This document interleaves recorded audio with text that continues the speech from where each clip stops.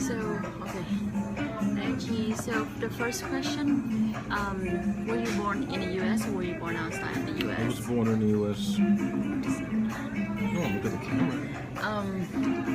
So, were you born in California? I was born in the Bay Area, a city called Santa Clara. Okay, so, what was your family origin? Family comes from here in the United States, and then my family comes from the Caribbean. Okay. So, what is your current job right now? A current job? My current job is I'm a reggae artist, musician, full-time student. So, being a grown man with many life experience, how would you identify yourself in terms of race and ethnicity? How would I identify myself? As far as like, what do I call myself? Yeah. If anything, I call myself an African. My origin ranged from Africa, even though I was born in the States, and my family comes from different parts of the Caribbean. I call myself what I come from, and I come from Africa. So, what makes you identify yourself the way you do? Just knowledge of myself, knowing history, knowing my, my people. All my life since I was a youngster, I've studied lots of history. So knowing the history of who I am and where my bloodline comes from, I have to call myself the source, and the source is Africa. So how does society identify you? Oh, it depends on what society we're talking about. There's many different titles they like to call us. Here they like to call us African Americans or Negroes or black. I just choose the term African. It makes it simpler. So, how does that affect you, like when you think about it? How does it affect me? What they call me, as far as what I call myself? How does it affect you when they call you such words? It doesn't bother me. A lot of people have been stuck on certain titles because that's just what they have been called for the last 40, 50 years in this country. Okay. But, as we elevate, now that we get knowledge, we realize that certain titles are not really us. So what do you think about the racial issues in the U.S.? Ooh, that'd take hours. But it's basically been going on for many, many, many, many years. It's not new. A lot of it has been swept under the rug, or we didn't have the technology the last 20, 30 years that they have today.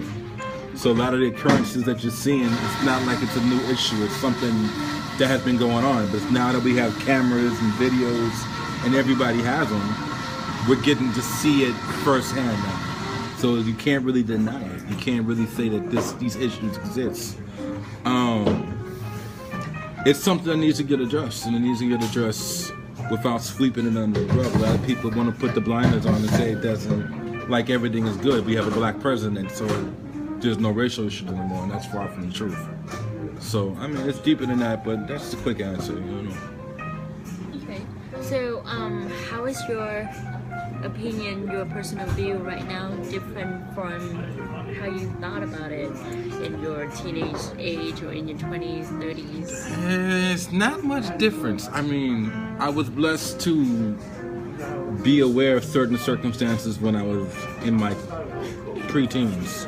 Like I said, I used to read a lot. I used to have a lot of books, encyclopedias, and my parents made sure we were very aware of what's going on in the world today.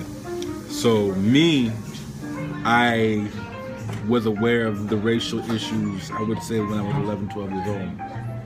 I used to study and know about what happened to our people and slavery and just history of America and the history of the world. So it's not new. So did your parents talk to you about it? They talked to us about it. They gave us books to read. They let us know. My father grew up in Texas, and the first time he took us to Texas in 1978, we went to a store, and some little kid called us a nigger. This is in 1978. So from then, my parents let me know, and I was only 7 years old then. So I was baptized into what really happens in the world young. So has your personal view been different, you say? No, I I've seen this, like I said, I've seen reality and truth from young. From that day, I knew there were certain differences between us. We're all the same, but just how people look at us, and people will judge you different because of your race, your color, your ethnicity, or where you come from. So that's the world we live in. So have you encountered anything personally related to this? I've been through racism my whole life. I've experienced it. I've been through it.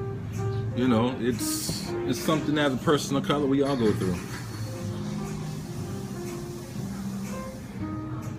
So what are some changes you would like to see happen in the U.S.? That's another rough one. But changes. Just knowledge of self. People to start realizing that nobody is different from the next. We might have different shades, different tones, different structures, different places we come from. But until people start realizing that saying all lives matter, until they really start believing that, the country's not going to change. So what I would like to see is people to really start realizing that everybody's the same, you know. But that's going to take a lot, because there's so much history in this country that took place that one group of people doesn't really want to acknowledge certain things, because that would require them to really give up certain things that they have attained, drew certain things that were done to another set of people.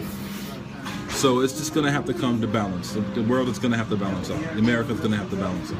That's in short term, it's just going to have to balance. Thank you for your opinion.